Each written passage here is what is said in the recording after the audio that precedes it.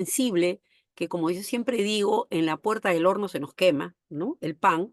¿Por qué? Porque todo puede haber estado yendo y fluyendo muy bien, nuestro marketing inmobiliario muy bien desarrollado, tenemos que en poco tiempo ya hemos captado un comprador para la propiedad, está al 5% en exclusiva, pero si yo le digo a mi cliente que va a pagar impuesto a la renta, primer escenario, y no paga, simple y llanamente se quedará muy feliz, pero ya no puedo yo apuntar hacia el efecto multiplicador de fidelizar a ese cliente, porque si yo le dije, usted va a pagar impuesto, y en la notaría le dicen no paga, simplemente volteará y me dirá, bueno, usted está perdido en el espacio porque me da una información incorrecta, ¿no? Entonces, no apunto hacia el efecto de fidelizar a mi cliente. Y por otro lado, la peor parte que a veces también nos sucede, que le decimos al cliente que no paga impuesto a la renta y al final en notaría le hacen pagar. Y muchas veces nos dicen, bueno, tú me dijiste que no iba a pagar impuesto a la renta y ahora que tengo que pagar, bueno, lo siento mucho, pero choca contra tu comisión y entonces era un gasto que no tenía previsto y no te pago tu comisión. O simplemente dice, no, yo no quiero pagar impuesto y bueno, no vendo mi propiedad, ¿no? Entonces, el tema, como ven ustedes, podemos tener todo nuestro plan de negocio, nuestro tema de marketing digital, todas las condiciones habidas y por haber, un cliente que realmente confía en nosotros, en fin. Pero si fallamos en este punto, simplemente se cae la operación. Y justamente la razón de ser de nuestro trabajo es cerrar operaciones en el menor tiempo posible, ¿no? Entonces, este tema tributario, y ayer lo conversé un poco, también tiene una serie de medidas de control en la actualidad, medidas de control muy eficientes, casi al 95%, ha salido hoy día un informe de SUNAT. ¿Por qué? Porque ahora tenemos que existen los documentos y los comprobantes de pago que son, en este caso, ya digitales, ¿no? Y no hay forma de que yo pueda, pues, evadir o pueda decir no, no tuve el ingreso, ¿no? Hoy día justamente tuve una reunión con unas personas que tienen una empresa inmobiliaria, ¿no? Y me dicen que tienen el gran problema que muchas veces el cliente te da una reserva, el cliente comprador, ¿no? No el cliente vendedor, te da una reserva, entonces esa reserva aparece, ¿no? Pero realmente tú no sabes si se va a dar o no se va a dar la operación, ¿no? Hola, hola, se siente un eco, no sé si me escuchan bien. Entonces no se sabe si se va a dar o no se va a dar la operación. Y muchas veces, ¿no? SUNAT te puede notificar, pero si nosotros tenemos ese contrato de reserva, no tenemos ningún problema, porque puede ser que estemos esperando algún documento que se regularice o de repente también la aprobación de un crédito hipotecario, ¿no? Entonces, acá lo que se trata es de tener bien identificados los ingresos y también los egresos. Sabemos que también nuestro trabajo es muy sensible por el tema del lavado de activos, ¿no?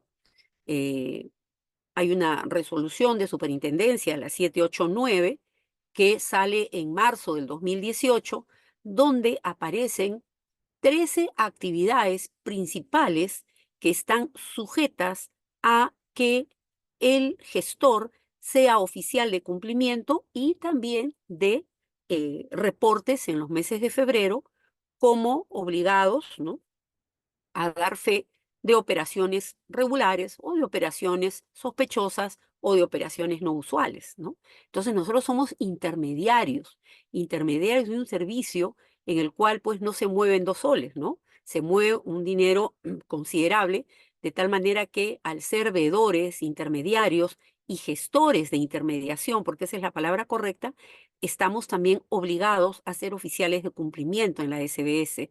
Entonces, hay que hacer pues reportes, ¿no? Y hay que inscribirse, bueno, seguir un curso, ¿no? Para tener el registro oficial de cumplimiento por el tema de las operaciones en las cuales nosotros hacemos la intermediación, ¿ok? En el caso de nuestro trabajo, sabemos que nosotros percibimos comisión. Esa comisión tiene que ser o facturada o emitir una boleta. Nosotros facturamos a la persona que tiene RUC y emitimos boleta a la persona que no tiene RUC. A veces se da el escenario que la persona que nos paga la comisión no quiere nada. Yo siempre reitero, ese no quiere nada no es de que, uy, qué bueno, al contrario, ¿no? Independientemente que esa persona me pagó la comisión y no quiere nada porque se va de viaje o porque simplemente quedó contenta con nuestro trabajo, va a aparecer ese depósito en nuestro estado de cuenta. Y al aparecer ese depósito en nuestro estado de cuenta, nosotros tenemos que emitir un comprobante de pago. El agente inmobiliario es renta de tercera categoría, persona natural con negocio. O emite factura o emite boleta, ¿no? También hago mención que en mayo del 2022 sale una resolución en la cual todos los agentes inmobiliarios tienen que tener RUC, ¿no? Y veo ahí unas manitos que se levantan, pero vamos a dejarlo para el final porque el tiempo es corto, ¿eh? Entonces, anótenlo más bien para que no se les vayan las preguntas. El agente inmobiliario, en este caso, tiene de todas maneras que tener RUC. Y ese RUC, ¿no? Puede que lo tenga uno, pues no sé, de repente yo hago alquileres, estoy en primera categoría. Bueno, si voy a ejercer mi actividad como agente inmobiliario, debo tener mi RUC habilitado en tercera categoría.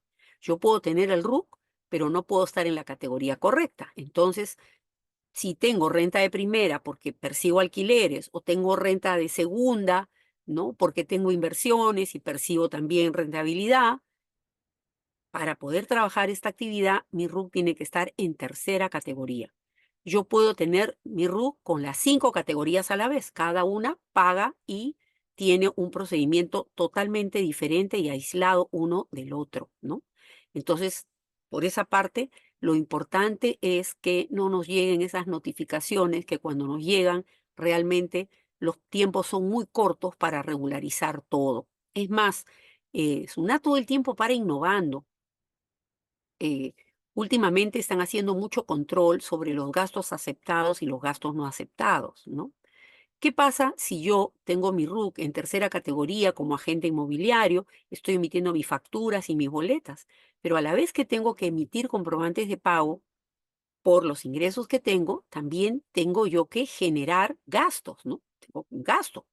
Esos gastos solamente nos sirven si pedimos factura. Yo como agente inmobiliario puedo vender y emitir factura o boleta. Factura al que tiene RUC y boleta al que tiene DNI. Pero para deducir gastos de compra, necesito comprar con factura. Si compro con boleta, no vale, no puedo deducir. Si yo compro con boleta una laptop que me cuesta 4.000 soles, ¿no? Simple y llanamente no puedo deducir ese gasto. SUNAT me da cierta facilidad y me dice, bueno, si comprase con boleta, ¿no? Aplícale el 6%. ¿Cuánto es el 6% de 4.000? ¿No? 240 soles. Y a esos 240 soles ni le toques el IGB y lo declaras a fin de año, ¿no? Entonces no nos sirve para nada realmente. Las compras se deben hacer con factura, no con boleta. Vuelvo a reiterar, pero si vendo, vendo o con factura o con boleta. Una cosa es la boleta de venta para ingresos en venta y otra cosa es la boleta de venta para egresos. La boleta de venta para egresos no me sirve. Yo debo comprar todo con factura. Por otro lado, va de la mano con la ley de bancarización. Me dice la ley de bancarización que a partir de 2.000 soles o 500 dólares, si esa operación no tiene un medio de pago bancario, tampoco vale. Yo puedo comprar ahorita una laptop que me cuesta 4.000 soles, ¿no? Pido factura, perfecto, pero la pago en efectivo. Como la operación superó los 2.000 soles, tampoco puedo validarla como gasto. ¿Por qué? Porque no usé ningún medio de pago bancario. La pagué en efectivo. La persona, mi proveedor, me va a dar factura, correcto, todo muy bien. Pero yo, para efectos de deducción de gastos, como no lo bancaricé, sino lo pagué en efectivo, también anulo la operación de manera tributaria. Entonces, como ustedes ven, hay todo un engranaje legal que muchas veces al contribuyente le cuesta un poco, digamos, adecuarse. Por eso siempre tienen que estar asesorados, ¿no? O sea, yo tengo gente que me llama cuando, como se dice, ya explotó la bomba, ¿no? Y le digo, pero ¿cómo?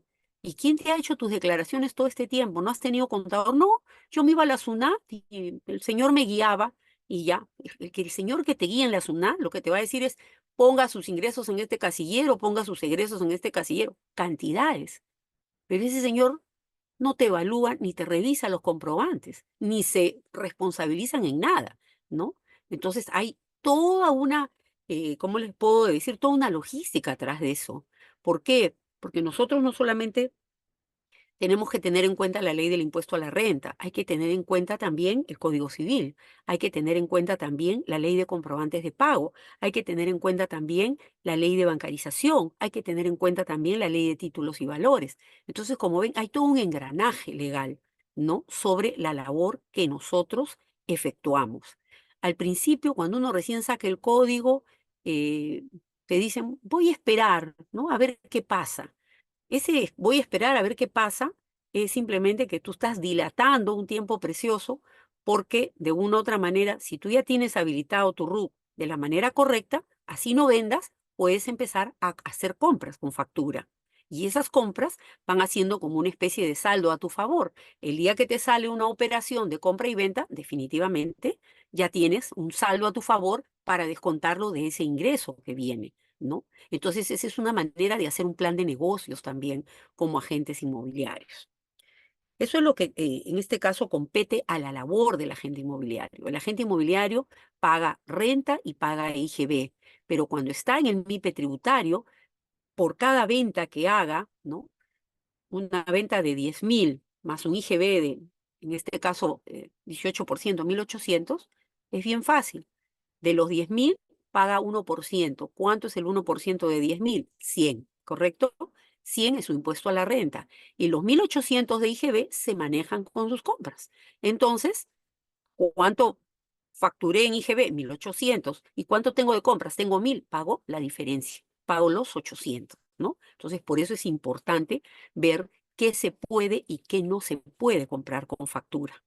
Actualmente, como les digo, hay una campaña bien fuerte de SUNAT, que hasta cuando uno llama por teléfono se la repiten, que hay que tener mucho cuidado en lo que uno pide como comprobante deducible, o sea, como factura. ¿Por qué? Porque si yo, por haber razones, ¿no? Como digo, soy agente inmobiliario y compro, pues, no sé, mis pastillas para la presión, se me ocurre, ¿no? Ay, pero son mis pastillas, sí, pues son sus pastillas, pero no son parte de tu negocio, ¿no? Tu negocio sigue avanzando con pastillas o sin pastillas. Ese es un tema personal. Entonces, si tú compraste, se me ocurre, 200 soles en pastillas, ¿no? SUNAT lo que va a hacer es, te va a notificar.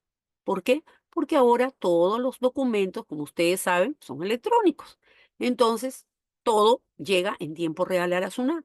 SUNAT detecta, no de repente en el momento, pero de acá a 2 o 3 meses, que he comprado pues en la farmacia. ¿Y que compré? Compré pastillas para la presión, ¿no? Señor, sírvase por favor reparar ese gasto, te dicen, ¿no? Porque hemos detectado que usted ha hecho una compra no aceptada para el giro de tu negocio. Ah, pero entonces pues ya no lo consideres, no, no se, ya Suna se dio cuenta. Esos 200 soles hay que reparar el gasto. ¿Qué cosa es reparar un gasto tributariamente? A la hora que el contador hace la declaración jurada anual o el balance, como se conoce, ¿no? Si tuvo una utilidad, se me ocurre, no sé, sus ingresos menos sus egresos le dieron una utilidad de 10.000, ¿no? Ah, dice, sobre los 10.000 pago el impuesto a la renta. Y el impuesto a la renta es 10%, son 1.000 soles. Menos esos pagos a cuenta que hice durante el año, voy a pagar 300 soles. Falso. ¿Por qué? Porque tienes que reparar un gasto de 200 soles. ¿Qué es eso? Tributariamente, esos 200 soles se multiplica por 5, o sea, 5 veces, y son 1.000 soles. Entonces, en lugar de tener yo una utilidad de 10.000 soles, voy a tener una utilidad de 1.000 soles, de 11.000 soles, perdón, ¿no? O sea, ese gasto se multiplica por 5 y se suma la utilidad. Esa es, digamos, la sanción que te das que vas a pagar 5 veces impuesto a la renta por un gasto que quisiste deducir y no se puede deducir, ¿no? Entonces hay que tener bien claro eso. No es simplemente, ah, ya, pues no, ay, me olvidé, ah, me equivoqué. No, no, no, no es te equivocaste. O sea, es tu negocio, tú tienes que cuidarte tus espaldas y el frente también, ¿no? De tal manera que hay que tener mucho cuidado en este tema. Como les digo, el sistema de control aparece por las facturas electrónicas, el sistema de control aparece por el estado de bancos, ¿no? SUNAT entra a todos los estados de bancos que quiera entrar, no hay necesidad de ninguna resolución de ningún juez ni nada por el estilo. Hay un decreto supremo, el 430, que simplemente dice de que cada 6 meses llegan todos los estados de cuenta a SUNAT y a la Unidad de Inteligencia Financiera. Será, como yo siempre digo, una ruleta rusa, porque no pueden pues analizar todos los estados de cuenta, pero si te tocó, qué pena. ¿Por qué?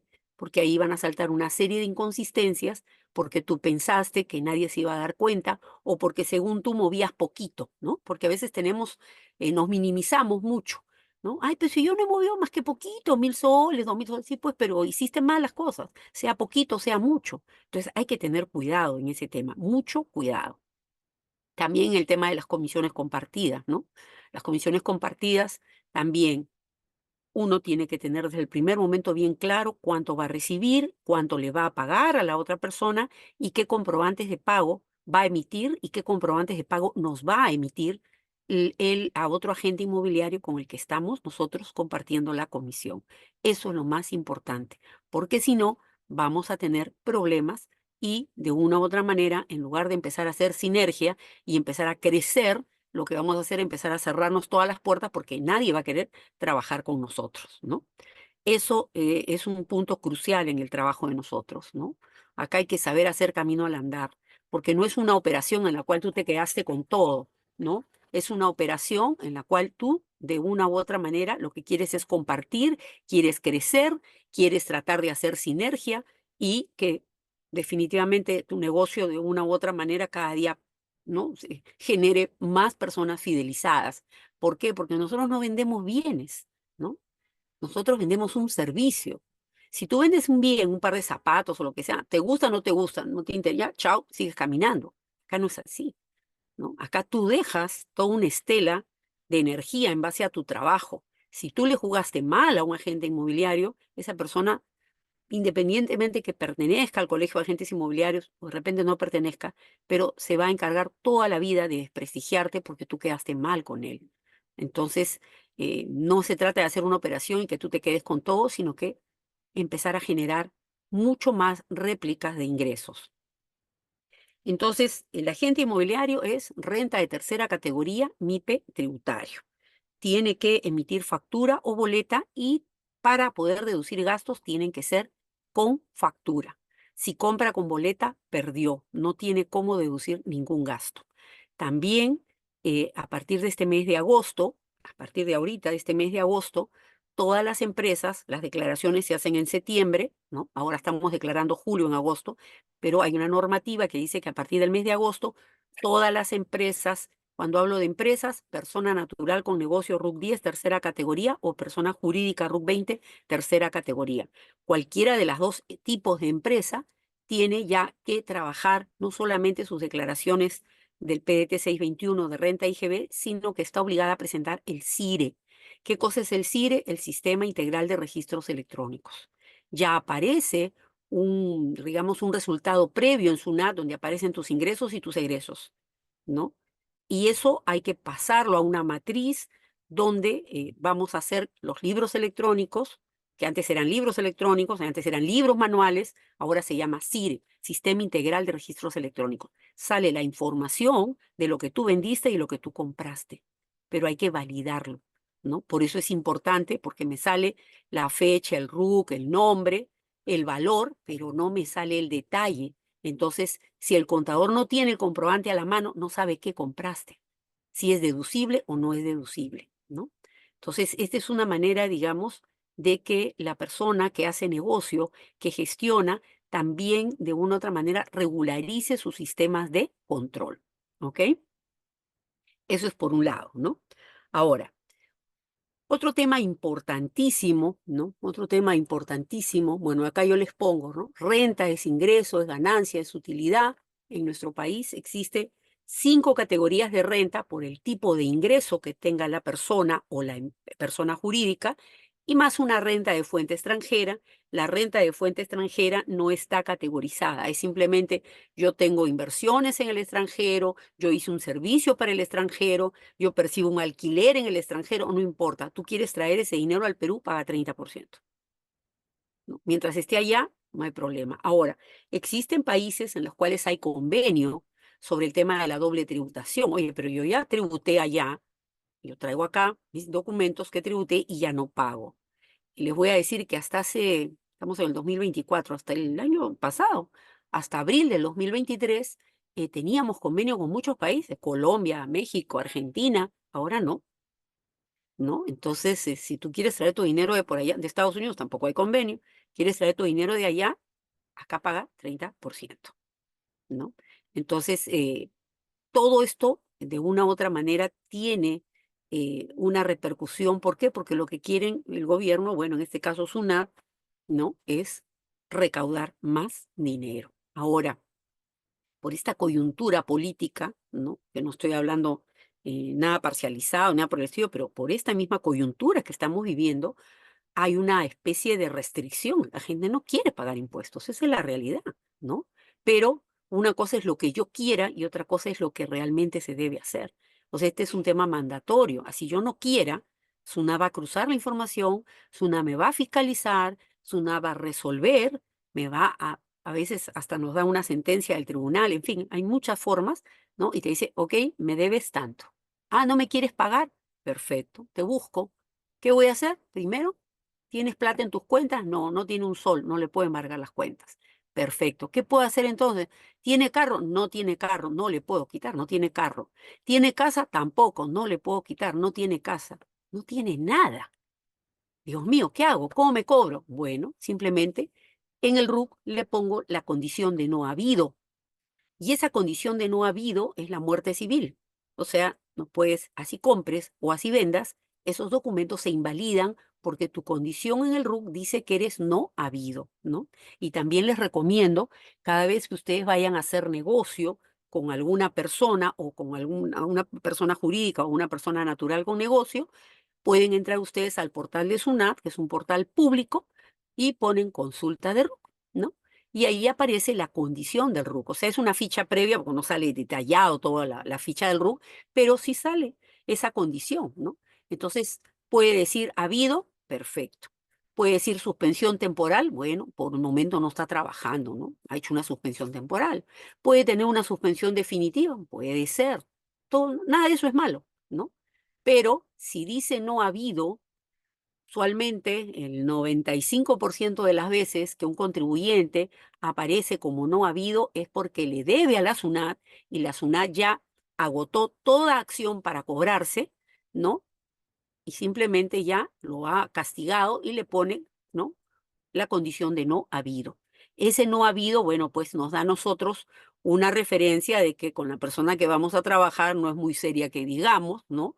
Y que realmente pues está totalmente inhabilitada a nivel tributario, ¿no? Entonces es importante. Esa es una consulta pública. Ustedes entran a consulta de RUC, pueden buscar por el número, por el DNI o por el nombre de la persona y te aparece, ¿no? Entonces, ahí si te aparece esa condición de no habido, hay que tomarlo, ¿no? Con cierto detenimiento porque una persona que no está muy bien, ¿no? Definitivamente. Si inclusive desde hace 2 años también existe lo que se llama el reporte tributario, ¿no? Los bancos, cualquier entidad de factoring te dice, envíame tu reporte tributario.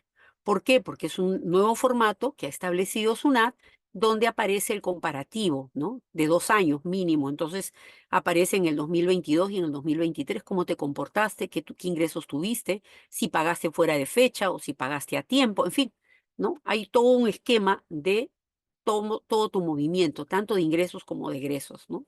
Entonces, hay muchas formas. Ahora ha salido otra modalidad nueva que se llama perfil de cumplimiento. Eso también ha salido recién el mes pasado, ¿no? ¿Qué cosa es el perfil de cumplimiento? Simple, por el momento solamente están habilitando a las personas jurídicas con el perfil de cumplimiento, las personas naturales no, pero poco a poco, ¿no? Entonces, ¿qué va a pasar? Aparece cuando uno ingresa a tu buzón electrónico, ¿no? Entras a trámites y consultas de la SUNAT con tu RUC, tu clave de sol y todo esto, ¿no? Y dentro del menú dice perfil de cumplimiento. Tú haces clic y ahí te categorizan A, B, C, D o E lógicamente, ¿no? Si es A, eres un muy buen contribuyente, si eres B, más o menos, si eres C, olvídate, y D, peor, ¿no? Entonces, ¿para qué sirve esto? Simple y llanamente para que cuando tú tengas que solicitarle algo a la SUNAT, ¿Cuál es tu perfil de cumplimiento? Soy C o soy D. ¿Quieres fraccionamiento? Sí, te lo puedo dar. Lo quiero en 24 meses. No, por tu perfil de cumplimiento te lo doy en 12. Mira, no me han notificado, pero no pagué una retención del impuesto a la renta. A ver, no, la multa, sí, según el Código Tributario dice que mientras una no te notifique, no tienes multa, o lo que se dice tributariamente, ¿no? Gradualidad de multa al 100%. Sí, pero como tu perfil de cumplimiento dice C, vas a pagar el 40% de la multa. Entonces, adicionalmente, ¿no? A esa condición del RUC, también ahora aparece esta nueva categorización, perfil de cumplimiento. Con eso ya estás frito, pescadito, como se dice, porque hay una serie de, digamos, trámites que uno muchas veces SUNAT te permite hacerlo, pero en el cual por el tipo de perfil de cumplimiento que tienes ya va a estar restringido. Entonces, todo esto es nuevo, ¿no? Todo esto es nuevo para ustedes y para mí también. Entonces, para que tengan una idea que en todo el tiempo hay ahora más formas de control. Dependiendo del tipo de actividad que realicemos, la podemos realizar, ¿no? Para generar ingresos como persona natural o como persona jurídica. Como persona natural, yo puedo ser persona natural sin negocio o puedo ser persona natural con negocio, ¿no? Que es el caso de los agentes inmobiliarios. Ahora, muchas veces por un tema estratégico, ¿no? Hacemos una sociedad y nos convertimos en persona jurídica. Pero la persona natural con negocio o la persona jurídica, tercera categoría, MIPE tributario, pagan exactamente los mismos impuestos. ¿Ok? Eso, por favor, que quede bien claro. La persona natural con negocio emite factura o boleta de venta. También nosotros como agentes inmobiliarios podemos aperturar planilla, ¿no? O sea, como persona natural con negocio RUC 10, tercera categoría, o con RUC 20, tercera categoría también, puedo aperturar planilla. Una planilla de remuneraciones que también, ¿no? Me permite deducir, ¿no? Como gasto todo lo que yo pague que se genere en la planilla y a la vez también me acredita tanto en salud como con el tema del régimen pensionario, ¿no? A veces algunas personas me dicen, no, pero es mucho gasto. ¿Cómo va a ser gasto? Yo no lo veo desde ese punto de vista. Es costo-beneficio. Costo para tu negocio porque vas a deducir todo lo que pagues y beneficio porque vas a tener una acreditación en salud y vas a tener aportaciones en el régimen pensionario que quieras, ¿no? En AFP o en ONP. Entonces, también es importante eso. No necesariamente tienes que tener RUC 20 para tener una planilla. Uno puede aperturar una planilla con RUC 10 también. En el caso de la persona jurídica, tiene existencia legal, se rige por la Ley General de Sociedades, está representada por un gerente general y, lógicamente, para constituirse debe seguir ciertos pasos. Yo siempre les doy un tip, les aconsejo, pero a veces, no sé por qué las personas pensarán que lo que es tan sencillo a veces no funciona, pero cuando alguien me dice a mí que quiere, en este caso, constituir una empresa como persona jurídica, ¿no? Si lo vas a hacer en notaría te valen más de 1.000, 1.300, 1.500 soles. Pero si ustedes quieren hacer una alianza estratégica, se asocian entre ustedes y crear una persona jurídica, buscan Ministerio de la Producción, programa Remipe en Google, ¿no? Ya te sale un teléfono, te sale un WhatsApp y les pones ahí que estás interesado en constituir una SAC, ellos te contactan, te dan la cita y vas, firman los que tienen que firmar, eh, si son aportes en efectivo, ¿no? Dinerarios o son aportes en mobiliario, en fin. Y en menos de un mes, yo les diría que la última vez, el mes pasado, han constituido por 410 soles una empresa. Y en menos de un mes tienes ya tu empresa registrada en registro público, ¿no? Tu persona jurídica. Entonces, sí hay en este caso este beneficio que da el Ministerio de la Producción, ¿no? Y es importante porque de una u otra manera también ya quedas empadronado y ellos te mandan una serie de charlas, de capacitaciones, que el que quiere le escucha y el que no, no, definitivamente.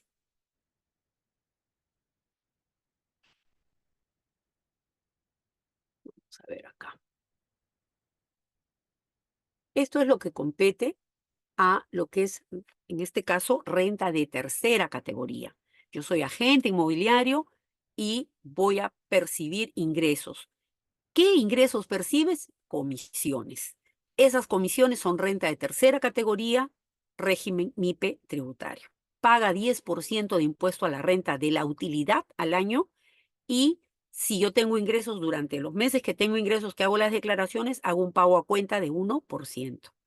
A la hora que tengo que hacer mi pago del impuesto a la renta anual, resto los pagos a cuenta que hice durante el año en los meses que tuve ingresos. Habrán meses que tenemos ingresos, como habrá meses que no tenemos ingresos, pero podemos tener compras. Esas compras tienen que ser declaradas más que con un mes de antigüedad. Antiguamente las compras se declaraban con un año de antigüedad. Me olvidé, acá tengo, ay, mira, acá tengo una factura, ay, pásamela, no pasó nada. Ahora ya no. Por eso les digo, todo ha cambiado, ¿no? Entonces, si en este mes de agosto yo estoy declarando julio, voy a pasar las facturas de julio. Si por ahí tú me trajiste una factura de junio o de mayo, por el orden, entre comillas, que a veces uno tiene, no la tenías a la mano, para mí te la devuelvo como me la entregaste. ¿Por qué? Porque el sistema no la va a validar. Si yo el mes pasado, ¿no? Te dije, tráeme las facturas correspondientes al mes que voy a declarar y no me las trajiste, ya no hay nada que hacer. Se pierde. ¿Qué se pierde? Ese gasto y ese crédito fiscal para poder ser deducible, ¿no? Entonces, por eso es que les digo que hay que tener un orden y un control, definitivamente. Ahora vamos a hablar sobre otro tema muy importante en el ámbito tributario, ¿no? Que son las rentas de segunda categoría. ¿Quiénes perciben rentas de segunda categoría? Toda aquella persona natural sin negocio, ¿no? Que obtiene ingresos por rentabilidad de inversión, inversión en valores, en acciones, en fondos mutuos, en intereses, en marcas, en patentes, y también incluye la renta de segunda categoría aquellas personas naturales sin negocio, vuelvo a repetir, que quieren vender propiedades, ¿no? Entonces, esa es la parte coyuntural de nosotros, porque el cliente quiere preguntarnos siempre, ¿pago o no pago impuesto? Ese cliente es el que para nosotros constituye proclive a una renta de segunda categoría, ¿no? Entonces, ese cliente en el cual nosotros vamos a tener que darle toda la información porque es así, ellos esperan todo de nosotros, ¿no? Ayer hablábamos con cariñita el tema, ¿no? De que el agente inmobiliario es un asesor integral. ¿Por qué? Porque ese cliente que te acaba de firmar la autorización de venta espera de ti que seas su asesor legal en temas de tasación, que seas su asesor tributario, que veas el tema de documentación, también asesor legal, que si hay que hacer un saneamiento, que tú le hagas todo, lógicamente que por partes y cucharadas, ¿no? Pero de una u otra manera ellos esperan todo de nosotros. Y si nosotros no nos capacitamos continuamente en base a todo, profesora, pero ¿qué voy a tener 10 profesiones? No, no espero que las tengas, porque nadie las puede tener, ¿no? Pero sí que por lo menos tengas el backup de, ok, me han hecho una pregunta legal, yo desconozco el tema, puede que tú digas, ¿no? ¿no? No sé qué me está preguntando, pero tú no vas a decirle al cliente, no lo sé. Tú no le vas a decir, espérese un ratito, voy a llamar al doctor X. No, lo que tenemos que hacer es, anotamos, permíteme, déjame tomar nota de lo que tú quieres que yo te analice y lo aclare bien. Tomamos nota, de repente pedimos la documentación, fotocopia de la documentación pertinente, déjame analizar el tema y te estoy contestando mañana, ¿no? Perdidos en el espacio, no sabemos ni lo que nos está preguntando. Bueno, salimos y el backup, ¿quién es el backup? Ah, el doctor tal, el doctor tal. Tengo varias personas que yo conozco, los voy a llamar de la esquina, pero no delante de tu cliente, porque pierdes piso, pierdes credibilidad y ¿qué más? Pierdes el tema de fidelizarlo, porque dice, este no sabe, mira, está llamando por teléfono, ¿no? ¿Cuántas veces me pasa que, profesora, acá estoy con mi cliente, quiere saber tal cosa? Miren, todavía no se ha inventado de que uno pueda sacar en 4D la mano y agarrarlos del cuello, pero yo si pudiera lo hacía. ¿Por qué? Porque se están haciendo daño ustedes mismos, están perdiendo credibilidad ante el cliente. Entonces, lo que no se sabe, simplemente permíteme tomar nota, ¿no? voy a anotar bien, voy a analizar el tema y mañana te doy una respuesta. Perfecto. Quedaron muy bien, un dominio de escena que se merecen el Oscar, ¿no? Y en la esquina llaman a quien ustedes crean que deben llamar para que los asesore, ¿no? Eso es muy importante para la gestión de un agente inmobiliario, ¿ok? En el tema de segunda categoría, acabamos de ver tercera, ahora vamos a ver segunda, que esta parte es muy importante para el cliente, ¿no? En el tema de segunda categoría, cuando el cliente te pregunta, ¿voy a pagar o no voy a pagar impuesto? No, nosotros lo primero que tenemos que pedirle es los documentos, la ficha de registros públicos, si es una propiedad muy antigua, el CRI, si es una herencia declaratoria de herederos, ¿no? Toda la documentación que me permita a mí analizar el escenario para ver si paga o no paga impuestos. Eh, todos cometemos errores, todos hemos empezado de cero, ¿no? Yo no quiero que ustedes cometan los errores que yo he cometido, porque a veces unos, bueno, como debe ser, ¿no? Uno empieza con mucho entusiasmo en este negocio eh, y a veces es un poco permisible. Eso no puede ser en este negocio, ¿no? Cuando esa persona te dice, mucho gusto, ¿qué tal? Acá está mi Eneila, ¿ah? ¿Quién? La señora es mi esposa. ¿Ella es la propietaria también? Sí. No, ella es mi pareja hace unos años, pero mi esposa vive fuera del país. ¿Qué vas a vender? Sueños de opio, ¿no? Entonces, antes no, su señora, qué gusto. Tú decías, uy, que ya la hice, ya el señor me firmó, que ya tengo. No, es mentira. ¿Por qué? Porque estás soñando, no te han dado los documentos correctos, ¿no? Cuando ya te pides los documentos correctos, esa casa no se puede vender. ¿Por qué? Porque la debe vender la sociedad conyugal y la persona está fuera del país y no me hablo hace muchos años. Entonces, ¿qué va a vender? ¿No? Esa objetividad como decía Ricardo Palma, ¿no? A cocachos aprendí. Entonces, yo no quiero que ustedes reciban esos cocachos, pero tienen que ser objetivos, directos, ¿no? Necesito tal y tal documentación, hacer un requerimiento, acostúmbrense a manejar por correo, no por WhatsApp, señores, por favor. Tributariamente el WhatsApp no es una prueba, por si acaso, ¿no? Legalmente sí creo que ya lo es, pero tributariamente no. Entonces, manéjense todo por correos. Señor, yo le mandé acá el estudio en tal fecha, ¿no?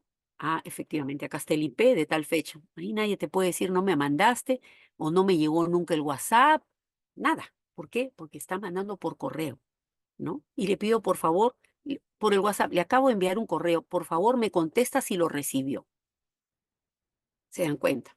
Porque si no es una lucha de poderes, acostúmbrense a manejar mucho con los correos. A mí no me gustaba trabajar con correos. Qué fácil, todo es el WhatsApp, pero para nuestro trabajo es muy importante. Muy importante. Esos correos se imprimen y se guardan en el file del cliente. Cualquier cosa, señor, acá está. ¿No? Porque a veces y les va a pasar, o les debe haber pasado, ¿no? Entonces el contrato, digamos, con los padres, con los dueños de la casa, pero llega el hijo que vive fuera o que vive en provincia y también mete su cucharita, ¿no? Y te dice, no, pero usted no le dijo esto a mi papá, ¿no? Pero ¿por qué no nos sabía? Perdón, acá están los correos, tengo copia acá de todo lo que le envié a sus padres, ¿no? Así que no hay forma de que usted me diga de que yo no les mandé la información correcta, ¿no? Entonces, eh, tenemos que trabajar con mucha documentación, pero esa documentación bien ordenada, bien organizada, es la única manera de trabajar tranquilos, ¿ok? Cuando hablamos de renta de segunda categoría, o sea, qué propiedad paga y qué propiedad no paga impuesto, tenemos que tener bien claro como fecha de partida el año 2004, el año 2004 para atrás y el año 2004 para adelante. ¿Y por qué el año 2004? Porque en el año 2004 sale el reglamento de la ley, donde antes, segunda categoría, solo hablaba de inversiones en valores y en el 2004 incluyen este tema de la renta por venta de propiedades por parte de las personas naturales sin negocio que lo que tienen es que han adquirido propiedades. Cuando yo digo adquirido, no digo comprado, porque yo puedo haber adquirido una propiedad por donación, puedo haber adquirido una propiedad por herencia, puedo haber adquirido una propiedad porque me divorcié y me tocó esa propiedad, ¿no? Entonces hay muchas formas de haber adquirido una propiedad. Por eso SUNATE dice, punto de partida, propiedades adquiridas antes del año 2004 y propiedades adquiridas después del año 2004, ¿no? Si yo soy una persona natural, común, corriente y silvestre, que tengo propiedades adquiridas antes del año 2004 y quiero venderlas, hoy día vendo una primera propiedad y no voy a pagar impuesto a la renta. ¿Qué va a pasar? Lógicamente me van a pedir la ficha de registros públicos, donde ahí aparece que la adquirí antes del año 2004, antes del 1 de enero del año 2004. Por lo tanto, al venderla el día de hoy, no voy a pagar impuesto a la renta. Tengo otra propiedad que también, estoy hablando de propiedad, no digo si es terreno, si es casa, si es departamento, no, una propiedad. Tengo otra propiedad que adquirí antes del año 2004 y la quiero vender. La vendo, tampoco pago impuesto a la renta el día de hoy, en el lapso de un año. Pero como yo les diría que a la mayoría nos gusta el dulce, ¿no? Ay, por ahí tengo también un terrenito que quiero vender. De una vez lo vendo, ¿no? Entonces una te dice, un momentito, tú puedes vender hasta 2 propiedades adquiridas antes del año 2004, pero a partir de la tercera es habitualidad de negocio. Ya no es renta de segunda categoría, sino se convierte en renta de tercera categoría, como que vendieras zapatos, como que fueras un agente inmobiliario, igualito, por la habitualidad de negocio. ¿Ok? Profesora, pero ¿qué pasa si yo vendo 2 propiedades este año y la tercera la vendo el próximo año? Hasta ahí llegó tu amor. No puedes hacer más. Porque si quieres vender ya, tú vendes 2 este año, el próximo año empiezas con la primera, ¿no? A partir de la segunda, que ya sería la cuarta, mira, me lo juego al Canelo, que SUNAT te va a notificar y te va a decir, señor, usted o se pone a derecho o nosotros lo ponemos a derecho para que usted ya sea renta de tercera categoría. A veces tú dices, no se dan cuenta, ¿no? Y pagas tu impuesto a la renta, o no pagas, perdón, impuesto a la renta de segunda categoría. Me ha pasado, no porque yo lo haya hecho, sino porque yo tuve un caso así de un cliente en Barranca. No, me dijo de ninguna manera, yo no voy a pagar como tercera categoría. Señor, pero usted ya está vendiendo su cuarta propiedad. Esto va a saltar. No, porque el notario es mi amigo, maravilloso, qué gusto me da. Y se fue por la cuarta venta, que era la segunda del año siguiente, ¿no? Digamos. Y lo notificó SUNAT en 22 días, que habían ellos detectado que ya tenía habitualidad de negocio por el volumen de sus ventas, a pesar que eran propiedades adquiridas antes del año 2004. Por lo tanto, en esos momentos ellos determinaban que eran renta de tercera categoría y ni siquiera podía escoger el régimen si no lo pusieron de frente en el régimen general, donde el impuesto a la renta es 29.5, 30% prácticamente, ¿no? Entonces, todo se cruza. Los notarios todos los meses también hacen declaraciones de manera mandatoria, tanto a SUNAT como a la Unidad de Inteligencia Financiera, y ahí aparece todas las personas que han intervenido como compradores y como vendedores, ¿no? Entonces, propiedades adquiridas antes del año 2004, las 2 primeras no pagan impuesto a la renta, pero a partir de la tercera sí paga impuesto a la renta, ya no es segunda, sino es tercera. Yo puedo haber adquirido antes del año 2004, como les digo, por una declaratoria de herederos, o porque la compré como sociedad conyugal, o porque la compré sola, o porque me la donaron, no lo sé. Pero está mi nombre en registros públicos antes del 1 de enero del 2004. Quiero vender hoy, no paga impuesto a la renta. El otro escenario, propiedades adquiridas después del año 2004. También tengo una propiedad que quiero vender, ¿no? Y la quiero vender hoy, la adquirí después del año 2004, a la hora de venderla, paga el 5% de la utilidad. ¿Cuánto me costó? Existe lo que se llama el ICM, que es el índice de corrección monetaria, que es un factor de indexación, de que la tabla se baja del MEF, del Ministerio de Economía, y de acuerdo a la fecha que yo la adquirí, después del año 2000, después del 1 de enero del 2004, puedo indexar y subir un poquito el valor de compra para que a la hora que tenga que establecer ese diferencial del 5%, pague un poquito menos. Entonces, ¿cuánto me costó? En cuánto la vendo, pago el 5% de la utilidad. La primera venta después del año 2004. Tengo otra segunda venta después del año 2004. ¿Cuánto me costó? En cuánto la voy a vender, pago el 5% de la utilidad. Quiero hacer una tercera venta, ahí me ponen el stop de nuevo, ¿no? Ya viene la habitualidad de venta.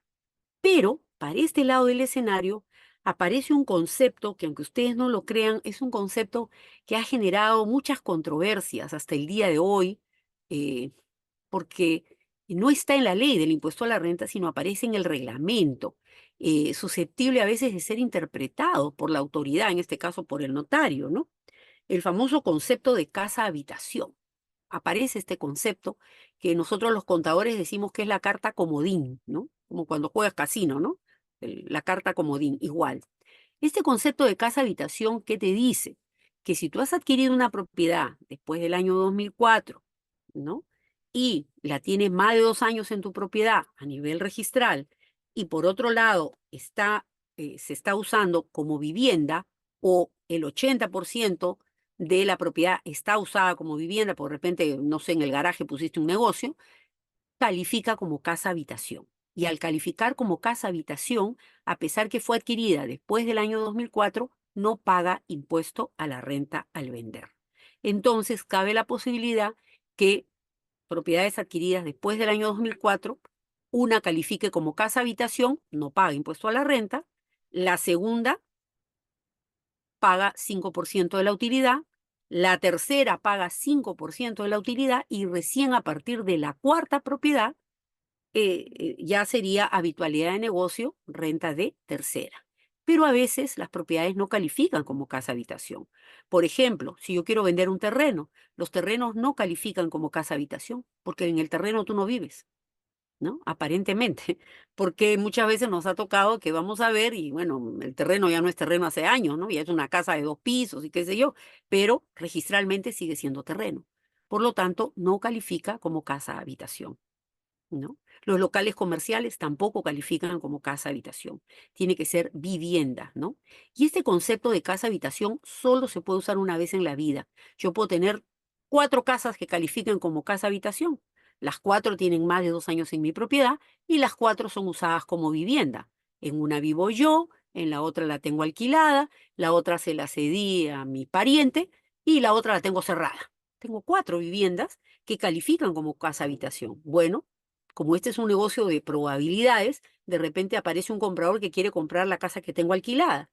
La tengo más de 2 años en mi propiedad y se está usando como vivienda. La vendí, no pagué impuesto a la renta. Las otras 3 ya no pueden calificar como casa habitación. Solo una propiedad, una vez en la vida, puede calificar como casa habitación. Las otras van a pagar el 5% de la utilidad. Acá les voy a mostrar unos casitos. ¿No? Yo compro una propiedad y la quiero vender. La compré en 70.000 y la voy a vender en 120.000. De acuerdo a la fecha que yo la compré, después del año 2004, me voy a la página del MEF, del Ministerio de Economía y Finanzas, busco índice de corrección monetaria, perdón, y por la fecha de compra, ¿no? Me aparece, no sé, pues septiembre del 2012. ¿Cuánto estaba el índice de corrección monetaria? 1.11. Perfecto. Entonces, ese índice de corrección monetaria me permite subir un poquito el valor de compra. Ya no me costó 70, sino indexándola me costó 77. De tal manera que voy a pagar el 5% de la diferencia. No voy a pagar el 5% de 50.000, sino que pago el 5% de 42.300, ¿no? A veces la gente ni sabe que existe el índice de corrección monetaria y paga el 5% de 50.000. Miren, yo siempre aconsejo que nosotros como agentes inmobiliarios somos los que damos, como se dice, decimos la última palabra.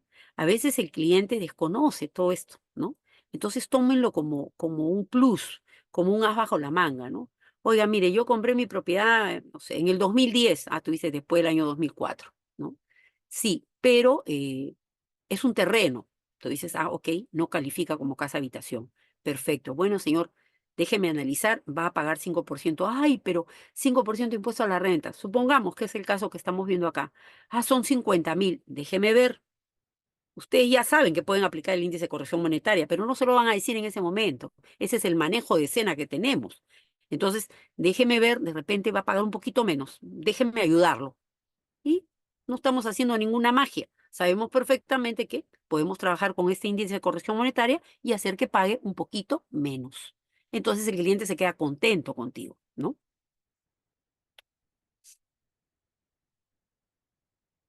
Los impuestos, así hayan vendido en dólares, en yenes o en lo que ustedes quieran, en euros, los impuestos en el Perú se pagan en soles. También a veces hay problemas cuando vienen personas del extranjero o extranjeros que tienen, no peruanos, sino a veces extranjeros que han comprado propiedades en Perú y quieren venderla y quieren pagar los impuestos en la moneda currente, digamos, de ellos. No, los impuestos se pagan en soles, independientemente que la operación sea en otro tipo de moneda, ¿no? En este caso, por ejemplo, tenemos igual, ¿no? Miguel adquiere un departamento en Miraflores en abril del 2007 a un valor de 446.750. El día de ayer lo vende a 886.990. Lo que hay que hacer es buscar, en este caso, como es después del 2004, en abril del 2004, no sé, el 10 de abril, ¿cuánto es el índice de corrección monetaria? Ahí aparece 1.24. Entonces, esos 446.750 de valor de compra se convierten en 553.970. De tal manera que al aplicar el 5%, el impuesto a la renta sería 16.651, ¿no?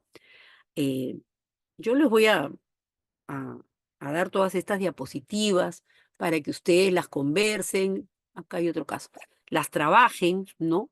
Eh, Les aconsejaría siempre entre ustedes, usualmente se reúnen los compañeros de promoción, hagan mesas de trabajo, no necesariamente físicas, ¿no? Mesas de trabajo virtuales, dependiendo de la institución donde hayan ustedes estudiado, ¿no? A veces tenemos amigos pues que están fuera de Lima, ¿no? Pero tenemos el contacto. Trabajen mucho casuística porque de una cosa se deriva otra y se deriva otra. Es la única manera de aprender, de tener un poco más de experiencia y la experiencia nos da dominio de escena, ¿no? Es como el artista, ¿no? El artista que domina en el teatro. Igualito es nuestro trabajo. Nosotros tenemos que tener dominio de escena, ¿no? Y el dominio de escena, ¿qué nos da? La capacitación. Si nosotros no estamos capacitados, no sabemos ni qué hablar, ¿no? Por eso es que constantemente el agente inmobiliario tiene que estar capacitado. Constantemente yo, en mi trabajo, como Karinita dijo, 2, 4, 24, yo quisiera 24, yo tengo 42 años trabajando en esto, ¿no? De tal manera que yo no puedo decir, no, yo terminé la universidad en el año 82, y ya pues, no. O sea, todo el día hay que estudiar, todo el día hay que capacitarse. Yo con la edad que tengo que estar actualizada, si no, no puedo trabajar, ¿no? Y más en estos temas inmobiliarios. ¿Por qué? Porque es determinante, ¿no? Yo le digo a mis agentes una cosa y pues tanto que hemos trabajado, ¿no? Y se nos cae la operación.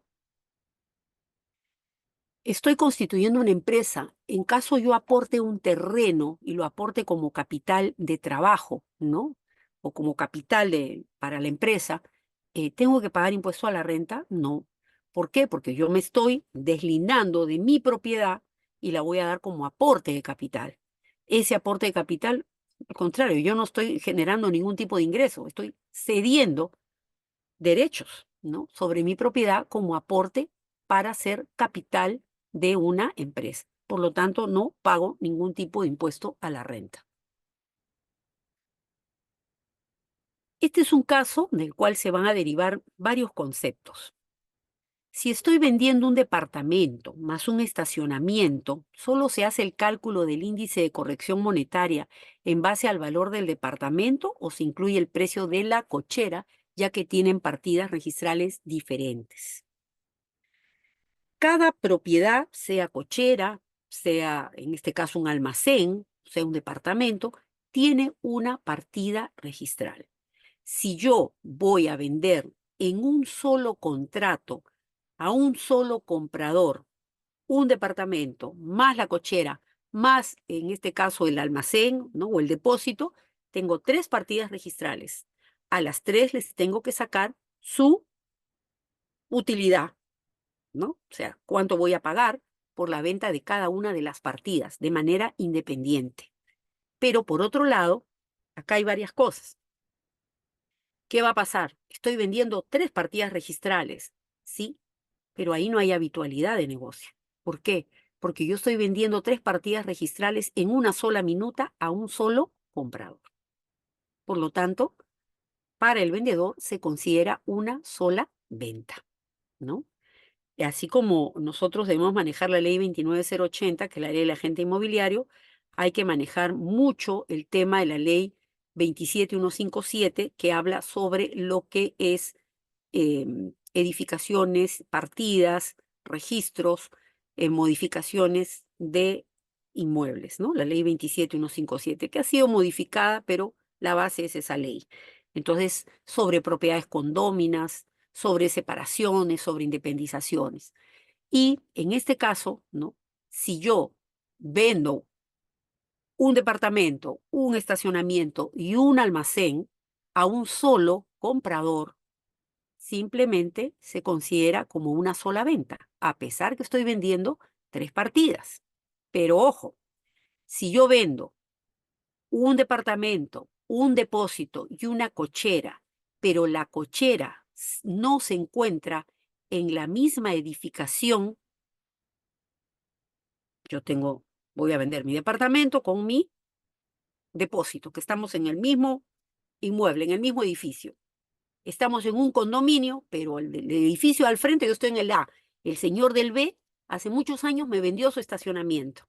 Entonces yo he estado usando el estacionamiento, camino 3 metros y ya estoy en el estacionamiento, que es mío. Pero ahora que quiero vender, voy a vender mi departamento, mi almacén y mi cochera, pero la cochera no está en el mismo edificio, sino está al frente. Por lo tanto, a pesar que es un solo comprador, en una sola minuta se considera para el vendedor como 2 ventas. Por eso les decía que de este caso se parten, ¿no? 2 escenarios diferentes. ¿Cuántas veces nos ha tocado que vamos a captar una propiedad y cuando empezamos a revisar la, la partida registral, ¿no? La señora te dice el propietario, pero quiero vender mi almacén y mi departamento. Sí, pero acá veo que usted también compró una cochera. No, pero la cochera ya no, porque acá tengo la otra partida, ya la vendí hace un mes. Ok. Entonces esta venta que usted va a hacer ya también es una segunda venta, porque usted ya vendió una cochera, ¿no? Sí, pero es la cochera, sí, pero ya hizo una venta. Ahora, a veces también, ya vendí la cochera y ya vendí también el almacén, se lo he vendido a mis 2 vecinos, ya usted hizo 2 ventas. Por lo tanto, la venta de este departamento en este año es una tercera venta. Por eso les digo, hay que ser muy analíticos, muy objetivos y sobre todo preguntar. A veces, y la verdad le digo, nos sentimos cortos. A mí me pasaba eso, al principio yo me sentía muy corta, ¿no? Y no quería hacer preguntas. Ahora no. Este es un negocio para preguntones, siempre digo, hay que preguntar y repreguntar, porque una mala información acarrea que nuestro trabajo se vaya al agua. Así, al agua. Si yo vendo un terreno o cualquier propiedad a un valor menor de la que la compré, tampoco voy a pagar impuesto a la renta. Lógicamente, en notaría me hacen firmar un documento de compromiso con carácter de declaración jurada, previa verificación del notario que realmente estoy vendiendo más barato de lo que lo compré. Esto no es un delito. Muchas veces me dicen, pero esto no es un delito, es un acto de liberalidad. Por una necesidad, de repente estoy vendiendo más barato pues de lo que compré. Necesito la plata, por 1000 razones. Nadie me va a decir que no. Ahora, si esto es recurrente, sí, claro, se van a prender las alertas, ¿no? Porque es una de las modalidades más grandes que se usan para lavar activos, pero no necesariamente va a ser así siempre. Hay muchas formas, muchas situaciones por las cuales un propietario vende más barato de lo que le costó. Ahí no hay que pagar nada, simplemente el comprador paga la altabala, ¿no? Que es lo que paga el comprador.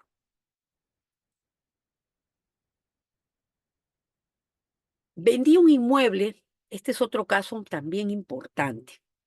Vendí un inmueble y pagué el impuesto a la renta en el banco, pues lo adquirí después del año 2004, no calificaba como casa habitación, así que me tocó pagar el 5% del impuesto a la renta.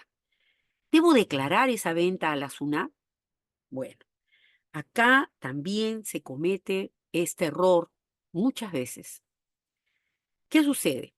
Cuando tú eres propietario y vendes una propiedad, si esa propiedad al venderse no pagó impuesto a la renta, simple y llanamente recibe usted su cheque de gerencia, le paga la comisión al agente inmobiliario.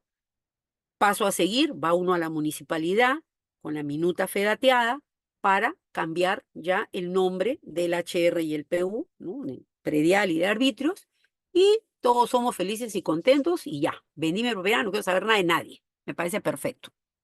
Primer caso. Pero, segundo caso, vendo la propiedad y sí me tocó pagar impuesto a la renta. Si me tocó pagar impuesto a la renta, también recibo mi cheque de gerencia, le pago la comisión al agente inmobiliario, me acompaña el agente inmobiliario a la municipalidad para darle de baja a la propiedad y de alta al nuevo dueño. Pero como me tocó pagar impuesto a la renta, el paso a seguir es hacer la declaración ante SUNAT del formulario 1665. Tengo exactamente un mes después de haber firmado la escritura para hacer mi descargo ante la SUNAT con el formulario 1665. Esto es obligatorio. Lo que pasa es que SUNAT hace muchísimos años que no tiene una campaña fiscalizadora sobre este tema. Creo que la última vez fue en el 2016, ¿no? Entonces, ¿qué pasa? Eh, si tú no haces este formulario posteriormente a haber firmado ya la escritura, ¿no? Y haber pagado el impuesto que tenías que pagar, SUNAT te va a notificar y te va a decir, usted no ha hecho la declaración. Este formulario 1665 no es un papel, es un formulario virtual que ni siquiera está en el aplicativo de SUNAT, sino hay que bajarlo de un actualizador, ¿no? A veces te ayudan en la SUNAT, pero a veces no te ayudan. Te dicen, no, vaya y que baje usted el actualizador y tú te quedas en la luna. ¿Qué es el actualizador, no? Normalmente un contador sí te lo hace. Entonces, en ese formulario hay que poner, ¿no? Para los que ya lo han hecho, saben que hay que validar una serie de datos, ¿no? En qué fecha lo vendiste, en qué tomo, en qué asiento estaba la propiedad, a qué precio, con qué tipo de cambio se pagó el impuesto, ¿no? El nombre del comprador, también todos los datos del comprador, el número del formulario del banco, de la operación donde pagaste el impuesto a la renta, y así se validan una serie de datos y sale ya la presentación del formulario. Con eso sí ya se cerró. Si tú no quieres saber más de la SUNAT, no vas a saber más de la SUNAT porque no hay ninguna obligación ya pendiente, pero sí es obligatorio. El otro día he hecho yo un formulario de una operación que hizo en el 2022, pero que esta persona estaba postulando para un trabajo bastante específico y saltó de que había vendido dos propiedades, que había pagado impuesto a la renta, y en la empresa le pidieron el formulario 1665 y no lo había hecho, nadie le había dicho, ¿no? Su agente inmobiliario jamás le dijo. Entonces, cuando hemos hecho la actualización de este formulario 1665, ha tenido que pagar los intereses. Le han salido por pagar intereses de la fecha que vendió a la fecha que está presentando. Fueron como 2.000 soles, 1.800 soles, ¿no? Entonces, por eso es importante también asesorar a nuestro cliente y decirle, por si acaso, como ya te va a tocar pagar impuesto a la renta, de ahí tienes 30 días para hacer tu declaración en SUNAT con el formulario 1665, ¿no? En el sistema de SUNAT se trabaja y se entra un actualizador. No es que entras con tu clave de sol y tus trámites, no, hay que bajar ese formulario.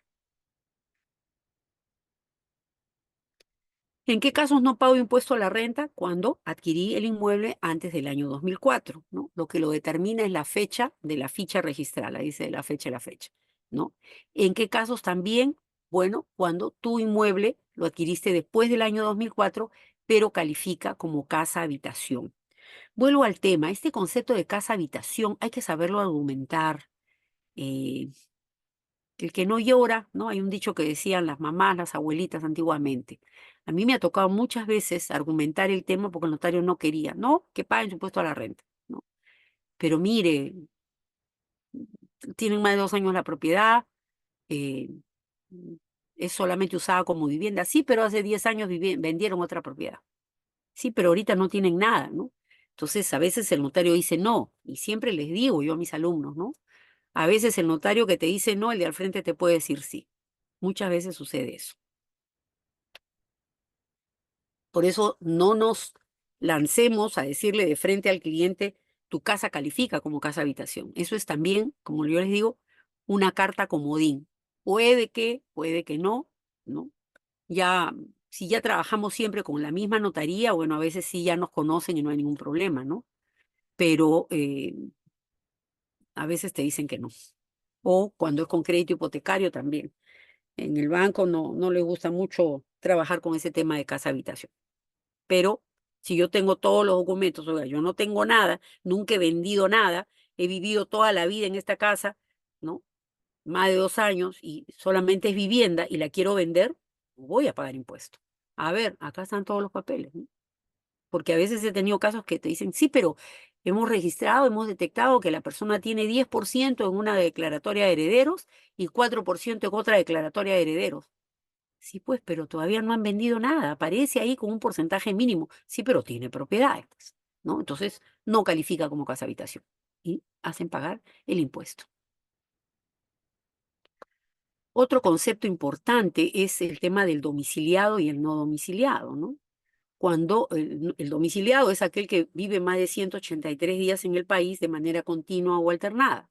Y el no domiciliado, el que vive menos de 183 días de manera continua o alternada en el lapso de un año calendario, ¿no?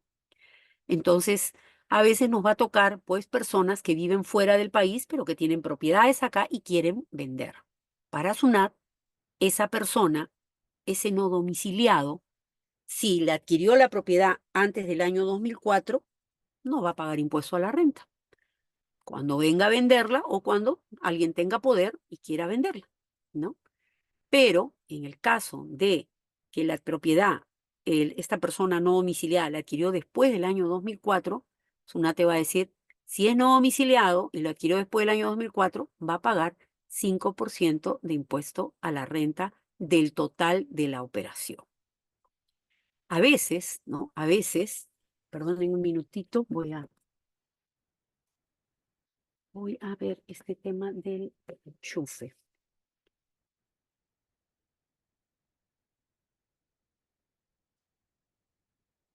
Ya. A veces, sin querer queriendo, ¿no? También, oiga, pero la persona no vive acá en el país, pero es la única propiedad que está vendiendo, ¿no? Nunca ha tenido otra propiedad. ¿Calificaría como casa habitación? A ver, vamos a ver. Sí, pues en registros públicos no aparece nada más que esta. Sí califica. Bingo. Como otras veces el notario te dice, no, pero el señor es no domiciliado, vive en el extranjero y viene acá, ¿no? A percibir una renta de ninguna manera, ¿sí? Que paga el 5% del total. Entonces, no nos lancemos a decir, como es la única propiedad que tienes y eres no domiciliado, ¿no? En este caso, no vas a pagar impuesto a la renta. Siempre hay que preguntar, hay que asegurarse bien, ¿no? Es más, vayan a la SUNAT y consulten o consulten con una persona idónea, ¿no? Y de una u otra manera también cuál es la situación de la operación. Cuando es con crédito hipotecario, hay que prepararse para el peor de los escenarios. Cuando es una operación contado, no hay ningún problema porque podemos argumentar, podemos ir a una u otra notaría, ¿no? O, bueno, trabajar siempre con la misma notaría. Y yo tuve un caso hace poco eran 3 hermanos. Dos venían de fuera, eran no domiciliados, y uno vivía acá. Y, pero no tenían propiedades, nunca habían tenido propiedades en el Perú, ¿no? Y iban a vender la casa que habían heredado de los padres. Las dos personas que venían eran no domiciliadas, solo uno vivía acá, eran tres. Y yo fui a la notaría, ya teníamos el comprador en tiempo récord, ¿no? Y en la notaría me dijeron, no, pero hay dos propietarios que son no domiciliados. Ellos pagan el 5% de su 33,33. Digo, pero nunca han tenido propiedad y nunca han hecho ninguna operación. No, me dijo, no domiciliado paga. Ya, perfecto. Me fui a otra notaría, argumenté lo mismo y me dijo, a ver, vamos a ver, deme sus números de DNI. No tienen, nunca han tenido propiedad ni nunca han vendido nada de nada, le dije. Es una herencia, pero no tienen nada, primera vez que van a vender. ¿Calificaría como casa habitación? Sí, me dijo, por supuesto, no pagan. Bingo. Por eso les digo, acá hay que saber argumentar este concepto de casa habitación. Aunque ustedes no lo crean, tributaristas de alto rango, ¿no? se reúnen y siempre argumentan cada uno los casos diferentes que hay sobre este concepto de casa habitación, que como les digo, no aparece en la ley, sino en el reglamento. Entonces es susceptible a muchas interpretaciones. No nos lancemos nunca a decir de frente al cliente no va a pagar cuando de repente no vamos a poder argumentar este concepto. Si la propiedad fue adquirida después del año 2004, pagará 5% por la primera venta de la utilidad, pagará 5% de la segunda venta de la utilidad y ya a partir de la tercera hay habitualidad de negocio. Si no se adecúa, SUNAT lo pone en el régimen general para que pague 29.5. Y si se acoge al régimen MIPE tributario, va a pagar 10% de la utilidad en operaciones realizadas en el margen de un año, pero muchas veces SUNAT fiscaliza y repara cuando en 2 años se han hecho más de 3 ventas, ¿no? Digamos, en este caso, 2 en un año y una al año siguiente. Eh, Hay una figura tributaria también que no es ilegal, ¿no? En la cual normalmente cuando el cliente tiene varias propiedades se le dice, mira, vende 2 propiedades este año, el próximo no vendas nada, crea un vacío legal, creas un vacío para la ley y a partir del tercer año recién empieza a vender. Ahí nadie te va a decir que hay habitualidad de negocio.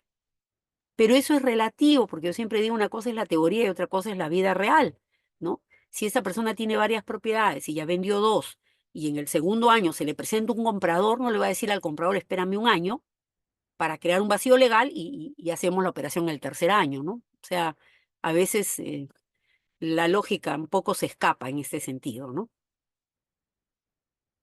Acá les pongo el concepto de casa habitación, por lo menos 2 años en tu propiedad y que no esté destinado, pues, ni exclusivamente, ¿no? Porque a veces sucede que en la propiedad se puede haber sacado una licencia, digamos, para una oficina o por un local comercial, pero que no ocupaba el más del 80% del total del metraje de la propiedad.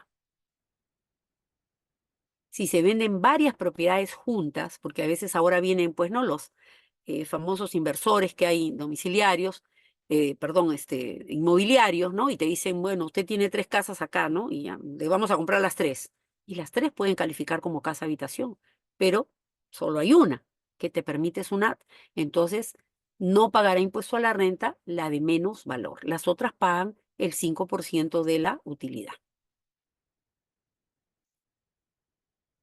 Si vendo un departamento, una cochera y un cuarto de depósito, lo que les decía hace un ratito, pero de otra forma, ubicados en un mismo edificio, ¿me considero habitual? No. ¿Por qué?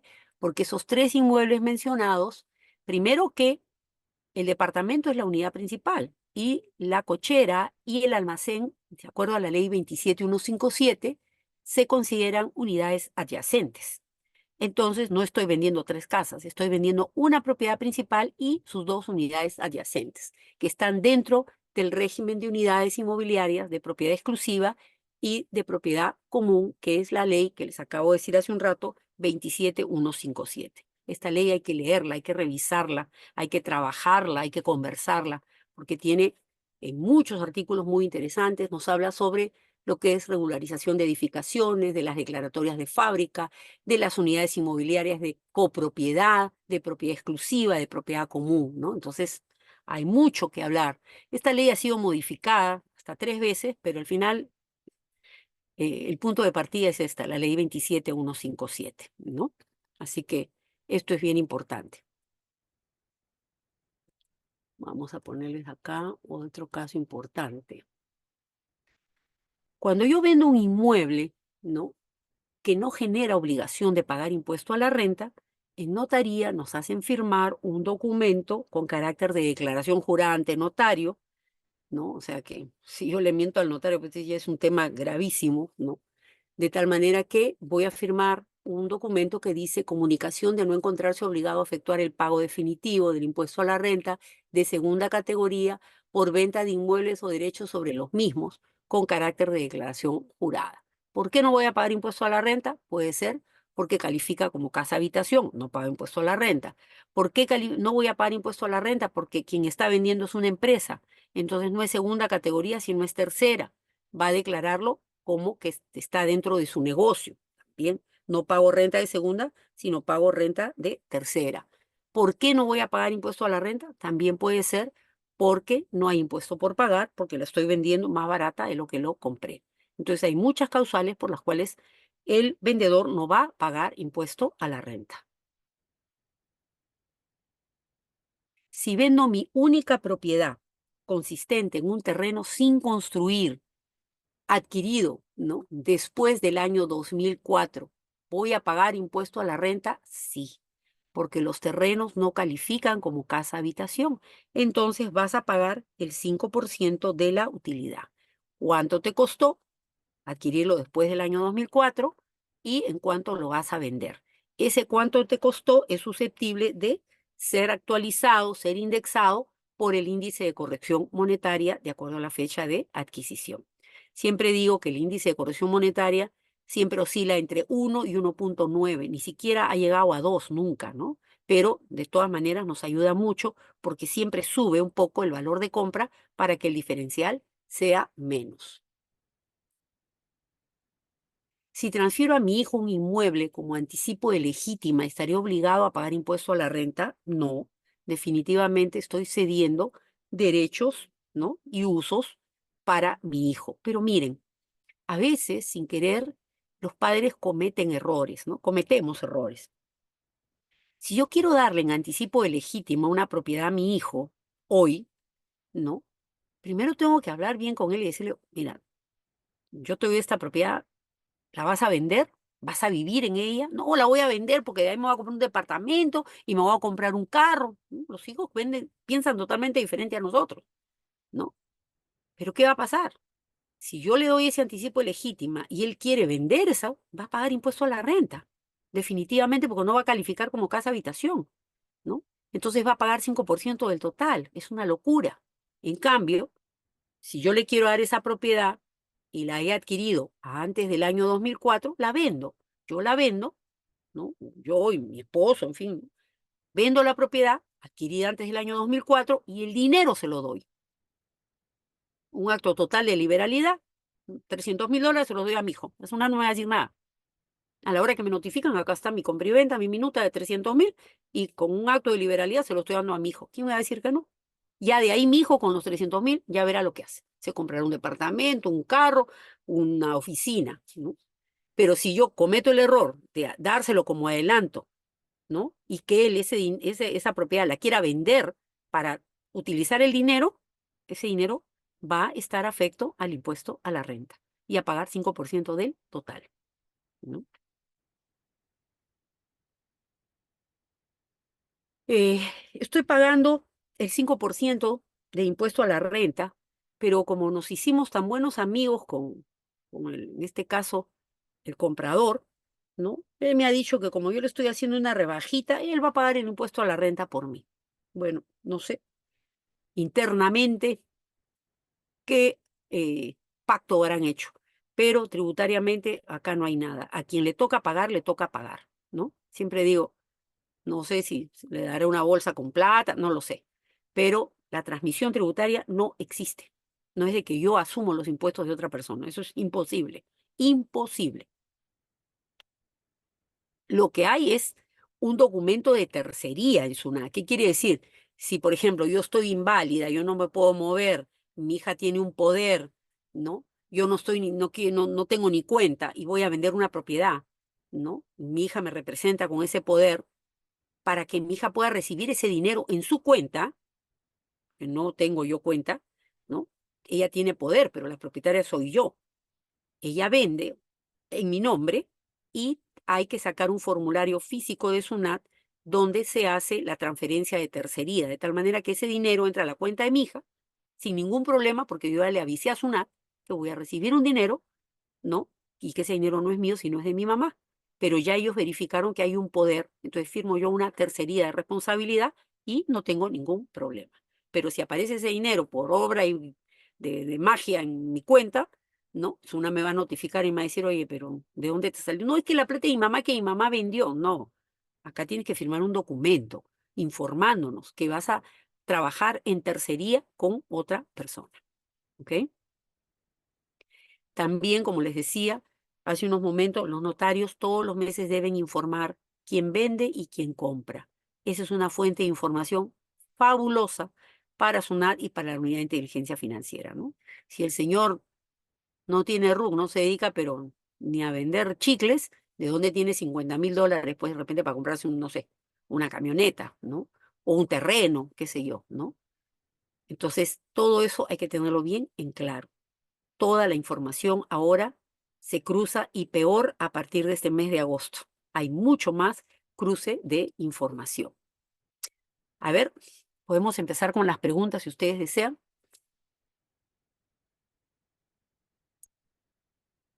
Buenas noches, Miss Gaby. ¿Cómo está? ¿Qué tal? ¿Cómo estás? Miss, en el caso de la donación, usted comenta de que no se paga impuesto. Si yo recibo una donación antes del año 2004, claro, si adquirí una donación antes del año 2004, Ya, y si la donación fue este año 2024, ¿tengo que ya, pagar impuestos? al venderla, claro que sí. Ah, yo sí pago impuesto. Igual el Claro, cinco porque por el ciento. costo es cero, o sea, a ti no te costó nada adquirirla, Exacto, sí. ¿no? Entonces, y una vez que la adquieres, encima, esa es la dinámica de SUNAT, ¿no? O sea, tú adquieres por donación un inmueble y encima quieres lucrar con el inmueble, pagas 5% del total, Ya, al correcto. Una venderlo, ¿no? última, claro, al venderlo yo tengo que pagar el Ujú. 5%. Si Sí, estoy vendiendo mi segunda propiedad, ¿tengo que pagar? No, si fue construida antes del 2004, no. no, no Y si pagas. fue después, sí. Sí, 5% de la utilidad, pero como te La digo, el segunda. valor de compra lo puedes indexar con el índice de corrección monetaria y subir un poquito el valor, ¿no? Hay un monto mínimo para pagar, por decir si el monto fue de 30.000 soles. No, lo que pasa es de que el valor de la propiedad no puede ser menor al valor del autovalúo actualizado. Ah, correcto. Ese es el límite, ¿no? O sea, si yo, no sé, compré una propiedad en X monto y la quiero vender en 20.000, pero el valor del autovalúo ahora es 37.000, yo no la puedo vender en 20.000. Mi valor tiene que ser 37.000 o más. Ese es el tope, Sí, independientemente de la fecha. Ujú. supongamos que el autovalúo dice que fue por 10.000 y ahora lo estoy vendiendo 20.000. ¿Qué es lo que pagó? Por los 10.000, No, por los 20.000, pues, porque es tu por los valor de 20.000 venta. completo. Claro. Ah, Como te digo, ya. no puede ser más, no puedes venderla más barata del valor del autovalúo, ¿no? Pero si fue antes del Pero dos sí mil más cuatro cara. sí no pago. ¿Perdón? Y si fue antes del 2004 no No, pago. no pagas. Ya, No muchísimas pagas, gracias. independientemente de la forma que fue adquirida la propiedad, ¿no? Por eso yo le digo adquirida. ¿Cómo la adquirí? Porque la compré con mi esposo, porque me la recibí como herencia, porque me la donaron, ¿no? No importa, siempre y cuando haya sido antes del año 2004. Ya, gracias. Ujú. ¿Alguien más?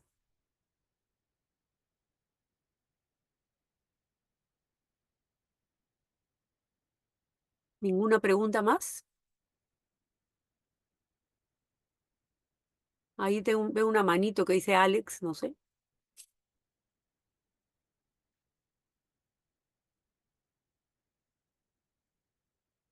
¿No hay ninguna pregunta? ¿O no está el micro? Eso es lo que no sé. ¿O no está el micro activado?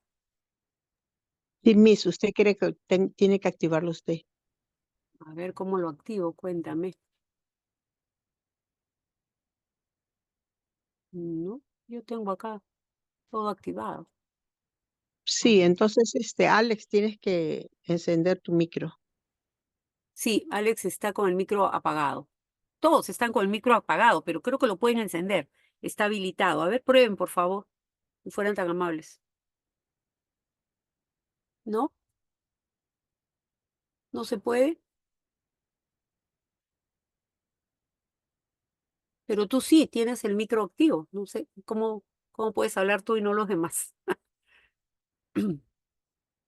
Lo que Bueno, pues pasa es que estoy viendo que Karina me ha dejado como coanfitrión, entonces tú eres pero la que tienes que activar, a ver si se puede. por favor. Alex, ¿no? Alex, ¿no está Alex? Acá está Alex. Mm.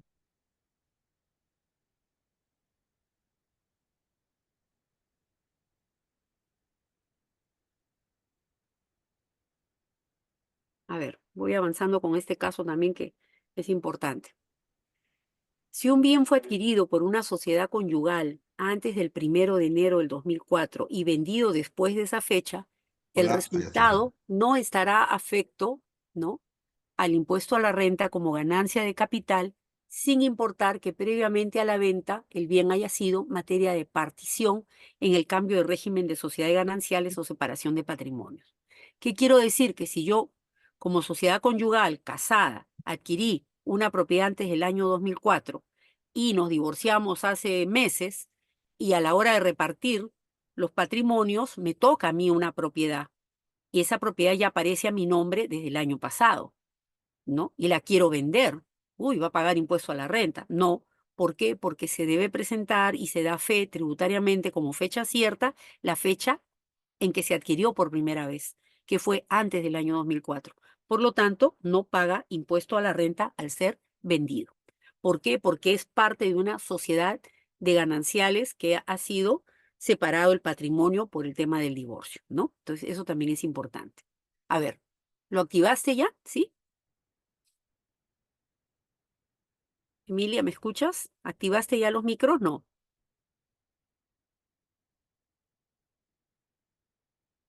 Ya estaba de Alex, porque creo que es uno por uno. Bueno, vas a tener que hacerlo uno por uno. A ver, Alex ya estaba ya, a ver que hable.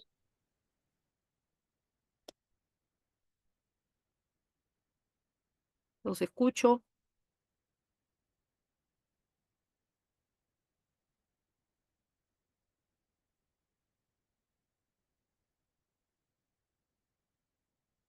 Todos están silenciados. Hola, hola, ¿me escuchan? Sí, Sí, por favor, tiene que activar los audios, estamos ahí perdiendo tiempo. Ya, sí. mire, tengo varias preguntas. Diga usted. Mire, tengo una pregunta, tengo un caso más que todo. Tengo una clienta que tiene DNI con dirección de Perú. Ella vive en España desde el 2017. Ujú, Tiene solamente una propiedad acá en Lima. ujú. Esa propiedad la estoy vendiendo. Quiero saber si le corresponde pagar o no el impuesto a la renta. Bueno, en primer lugar, hay que tener bien claro que al margen que tenga DNI, ¿no?, con la dirección de acá de Perú, parte del protocolo que tienen las notarías por obligación es verificar a la hora de hacer una operación de compra y venta, dentro de lo que tienen que verificar, si tienen denuncias penales, si hay juicio por alimentos, en fin, también ven el tema migratorio. Entonces ellos ven el movimiento migratorio, que la persona no está en el país hace mucho tiempo, independientemente que tenga la DNI, ¿no?, actualizada, y pueden hacerlo trabajar como, en este caso, que firme como no domiciliado, ¿no? Ahora, ¿ella adquirió la propiedad en qué año, me dices? ¿En qué año adquirió la propiedad?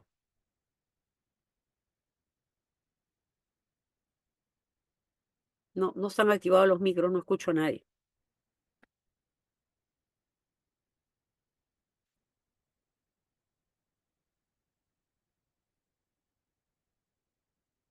No sé cómo van a hacer para poder, no se puede hablar, todos dicen que no pueden hablar. Ya, ahora sí que me habilitaron nuevamente. Ya, Ella, sus padres lo hacen una compra-venta en 2008. Ella ya. vive en España físicamente desde 2017 y su DNI sí se mantiene en Lima. Se mantiene Sí, con se puede dirección, o sea, no, mantener en no Lima, lo pero como cambió. les digo, ellos verifican el movimiento migratorio, que antes no se hacía. Ya, Entonces la pero ellos, persona llegaba 3 días antes y aparecía pues como que vivía acá. entonces sí le corresponde pagar, ¿no? Y le corresponde pagar, ¿no? Ah, ya, ok. Yo siempre aconsejo, Ya, ¿no?, que nos pongamos con el cliente en el peor de los escenarios. O ya, sea, tiene que pagar. ya, correcto. Dependiendo del comprador que tú consigas. Si tú consigues un comprador que va a comprar con crédito hipotecario, bien difícil, porque el banco desde el primer momento va a decir, sí, va a pagar impuestos. Va a pagar, ¿no? Ya, Pero si es un comprador que es una operación cash, podrías tú manejarlo a nivel de notaría, consultarlo en una o en otra o hasta en tres, ¿no? Pero ya ese es tu manejo. Entonces, ya en este caso tú le dirías, mira, déjame ver, ¿no? Si ya conseguiste a alguien que te dice, no, sí, no, no hay problema, bueno, entonces se lo das tú como un plus, ¿no? De que ha sido una gestión tuya. Pero usualmente, como te digo, yo he tenido problemas con personas que, a pesar que tienen su DNI acá en el Perú, que llegaron hace 10 días y pusieron la dirección de la casa de su mamá y todos muy felices y contentos, con todos los stickers sabidos y por haber, en notaría han detectado que ha ingresado al país hace poco y que no ha estado viviendo ahí, y te hacen pagar como no domiciliado. Por eso existe esa categoría tributaria, ¿ves? Del domiciliado y el no domiciliado. Si no, no existiría esa categoría. Todos son domiciliados, ¿no? Porque son propietarios en el Perú. Pero justamente es por eso, porque el no domiciliado debe pagar el 5% del total. Existe una modalidad que se llama recuperación del capital invertido para el no domiciliado, pero para que tengas una idea, el trámite puede demorar 180 días, SUNAT no te puede reconocer el total del valor y te pide como condición que adjuntes copia del cheque de reserva de mínimo el 20% para que pueda SUNAT resolver a favor de ese propietario y de repente tenga pues un costo computable reconocido por SUNAT, ¿no? Pero eso, bien difícil, es bien difícil, pero sí existe, no te digo que no exista, pero no se da en la práctica porque hay que cumplir varias condiciones para que SUNAT te pueda reconocer como no domiciliado el valor de una propiedad, ¿no? Como costo computable. O sea, aparentemente en el no domiciliado no hay costo computable, paga el 5% del total de la operación. Antes era 30, recuerden. Antes el no domiciliado pagaba 30%. A partir del 1 de enero del 2017 salió una resolución en la cual ese 30 se convierte en 5. No es lo mismo pagar 30% del total que 5% del total, de todas maneras, ¿no? Ya, conforme. Bueno, tengo varias preguntas. Primero, cuando empezamos el curso, la clase, nosotros, por ejemplo, en mi caso, yo estoy con el régimen PYME, ¿no? Pyme tributario. Ya. ¿Puedo sacar recibo por honorarios a la vez? O sea, Sí, yo emito claro que sí. una boleta. O sea, Puedes falta que... tener todas las rentas que tú quieras. Vuelvo a repetirles, son rentas exclusivas. ¿Qué quiere decir? Que cada una funciona independientemente de la otra, ¿no? Yo puedo tener renta de primera porque alquilo con mi mismo RUC, puedo tener renta de tercera porque comisiono como agente inmobiliario y con mi mismo RUC emito recibo por honorarios. Y ya, cada uno tiene un protocolo totalmente diferente. Otra pregunta. El CIRE cruza la información de las compras. Ujú. ¿Es necesario nosotros tener el libro electrónico de compras o ya No, no? ya no, el CIRE es el libro ya. Pero eso lo maneja la SUNAT, ¿correcto? No, eso lo maneja el contador. El contador tiene que No, hacer lo el descargamos. registro en el sistema de SUNAT. El contador, o sea, la información te la puede dar la SUNAT, pero es uno el que tiene que hacer el registro. O sea, el CIRE es un programa que lo descarga el contador y lo va llenando. Así es, Ya, exactamente. Lo va correcto. validando, ¿no? No es que lo llene, sino lo va Ya. validando. Ujú. Ahora, una Sí, acotación. Por ejemplo, los reportes tributarios. Ahora todos los bancos te piden tu reporte tributario para SUNAT, de así SUNAT, es. ¿no? Por Ujú. ejemplo, para un crédito hipotecario de régimen PYME, o sea, una SAC, una IRL, te piden, en base a eso, Sí. ya no te piden los PDTs como pedían antes, ¿no? O sea, ahora dame tu reporte tributario y en base a eso te evalúan. Te pueden pedir las dos cosas. Te pueden pedir también la declaración jurada anual, porque en la declaración jurada anual hay información que no aparece en el reporte tributario, ¿no? Dependiendo. Ya, ahora otro tema. Tengo un lote, un terreno, que lo estoy vendiendo, lo adquirí en 2019, no, 2021. ¿Me corresponde pagar el 5%? Un Un terreno. terreno que lo adquirió cuando en el En el 2019, 2021, 21, al 22, al 23 ya tiene más de, bueno, en este tres caso si años. paga el 5% de la utilidad, pues, ¿no? ¿Cuánto le costó? ¿En Sí cuánto me lo va a vender? corresponde, ¿no? Claro que corresponde el 5% de la utilidad, pero se puede indexar el valor de la compra, pues, ¿no? Y hay que entrar al MEF con el índice de corrección monetaria. Ujú. Sí, De acuerdo. sí se paga el 5% de la Otro, utilidad. algo que no me quedó claro. ¿Cuántas propiedades puedo vender en el año? Dos. Dos. Pues. O sea, 2 años es no un año. No, en un año, dos. Dos como más. En el 2025 vendo dos más. Claro, pero ¿qué pasa? Vuelvo al tema. No es que me la paso de dos en dos y nunca voy a hacer renta de tercera. SUNAT aplica el criterio de presunción de habitualidad. Entonces yo vendo dos este año, el próximo vendo uno, ya es la tercera. A partir de la cuarta, que vendría a ser la segunda del año siguiente, SUNAT va a notificarte y te va a decir que hay habitualidad de negocio. Ya no puede ser renta de segunda, sino renta de tercera. Eso es a cada Ya. rato. Correcto, correcto. Ujú. Sí. Ya, otra más a un ratito. Hay otra persona ahí, a ver, Enrique. Ya, gracias. Sí, una señora divorciada que vende una oficina en Jesús María y cuando saco el CRI, ella está casada. Su esposo está acá, ella está en Estados Unidos. En ese caso, ¿cómo sería para venta? A ver, está divorciada porque salió una sentencia, pero no elevó los partes y inscribió en RENIEC el divorcio. Ese es el problema, ¿no? Probablemente. O sea, ella te No, pero puede no decir, le me divorcié. pero en la SUNAR están como casados y están Por eso. separados. Por eso te digo, usualmente pasa eso. La persona te dice estoy divorciada porque ya está la sentencia a nivel judicial, pero el paso a seguir o el paso que habría que haber seguido es esa sentencia se tiene que elevar, se llama elevar los partes y inscribir ese divorcio en RENIEC para que aparezca la partida de matrimonio, en la partida de matrimonio en la mano izquierda, en la inscripción del divorcio. La mayoría no lo hace. Entonces ella sigue casada en el Perú.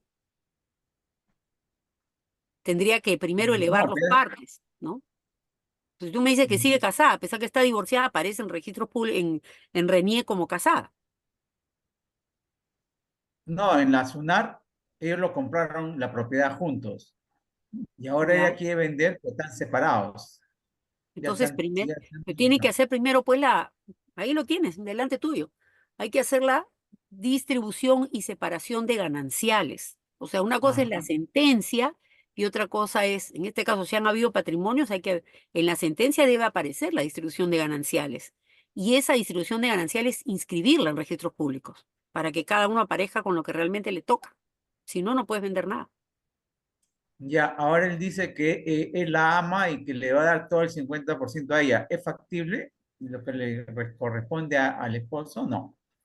A ver, ¿cómo? O sea, en este caso, ¿qué? ¿Que él quiere que ella venda todo? Si él quiere endosarle el otro 50 para que ella lo venda, pues, ¿no? Ah, Se puede bueno, hacer. pero en este caso entonces él tendría que hacer un poder consular donde le da poder a ella para que venda la firme en nombre de él, porque tienen que venderlo los dos.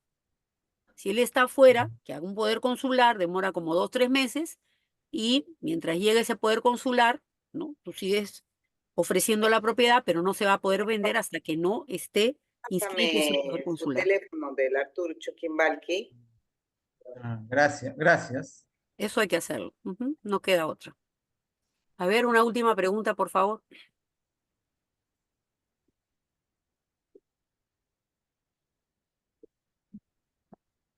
¿Alguien más?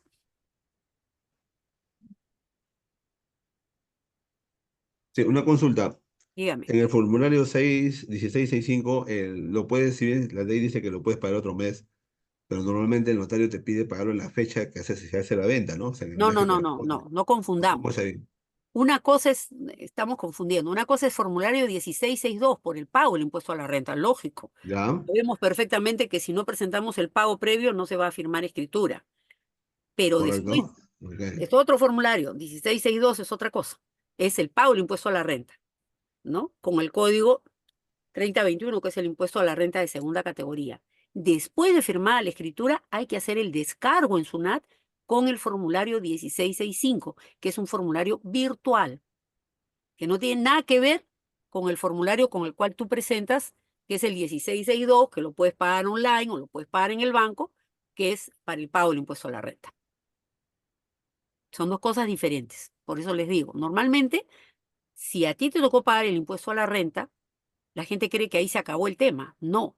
Después de haber firmado escritura, que ya se supone que previamente pagaste el impuesto a la renta y se lo mostraste al notario, hay que hacer el descargo con el formulario 1665, que es un formulario virtual, donde ahí pones justamente el número de operación, dónde pagaste, cuánto pagaste de impuesto a la renta. ¿Ok? ¿Quedó claro eso? Una cosa es el impuesto a la renta y otra cosa es el descargo con otro formulario que se llama 1665. ¿Sí? ¿Quedó claro eso?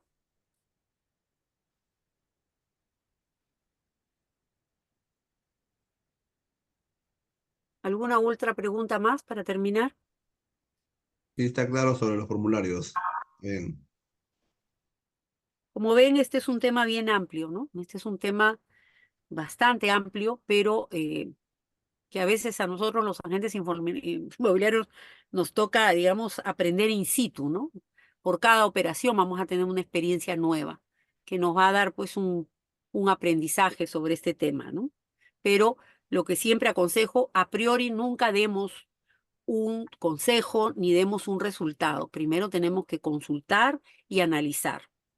¿Por qué? Porque si no, quedamos mal. Y al final, y como les digo, se puede perder una operación que nos ha costado tanto trabajo, ¿no? Porque el esfuerzo es de uno realmente para poder vender. ¿Ok? ¿Alguna otra pregunta más? Miss, Sí, pues, tengo, ¿te puedo hacer una pregunta personal? Diga usted. sí. Sí, yo asesoro en lo que es AFP, ONP, FONAVI y en algunos casos viene raíces, ¿no? Y Ujú. recibo ingresos de 200, 300, 500 o 1000 soles. Y no elevo recibo por honorario. Estoy faltando a la SUNAT, estoy en pecado. En grave pecado, señor. No te Ya, puedo decir más. ¿Por qué? Porque la sombra del delito, ¿cuál es? El estado de banca. el banco, el banco. Entonces, así te pida o no te pida la persona un comprobante de pago, emite y respáldalo con un recibo por honorario, porque te va a notificar por ingreso presunto. Y de repente, eso es por una asesoría de AFP, pero como tienes registro de agente, ¿no? SUNAT se presume, por un acto de presunción, que eso no es por asesoría de AFP, sino porque eres agente inmobiliario y es renta de tercera y frito pescadito. O sea, no vas a poder ni siquiera hacer recibo, sino te va a decir, hágalo como renta de tercera. Así que hay que tener mucho cuidado. Así es. Gracias. ¿Cómo no? Ok. Bueno, señores, señoritas, les agradezco mucho su atención. Les voy a facilitar las diapositivas. Ahí está mi teléfono para cualquier cosa, como saben ustedes, siempre a su disposición. Y traten este tema tributario con pinzas, por favor. Yo siempre digo que en la mayoría de las infracciones y de los errores que cometemos, no es porque tengamos esa predisposición de hacer algo malo o de hacer algo ilegal, es por desconocimiento. Y el tema tributario es muy, muy engorroso, que no debería serlo, ¿no? Así que, como se dice, a tomar las cosas con mucha paciencia y siempre tratando de asesorarse de la manera correcta. ¿Ok? Muchas gracias y buenas noches. Gracias, Buenas, Mr. Lumis. buenas noches. Buenas noches. Gracias.